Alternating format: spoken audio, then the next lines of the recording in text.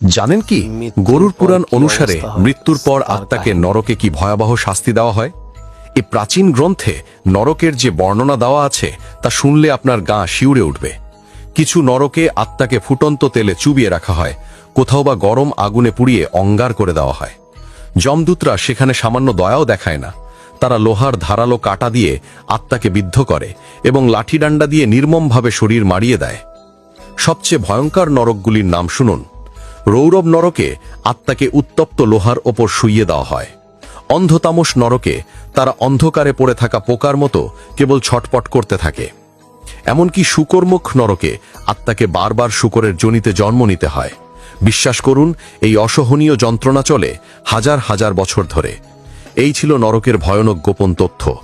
ধর্ম ও পুরাণের এমন আরও চমকপ্রদ কাহিনী জানতে এখনই লাইক দিন এবং সাবস্ক্রাইব করে আমাদের চ্যানেলের সাথে যুক্ত থাকুন।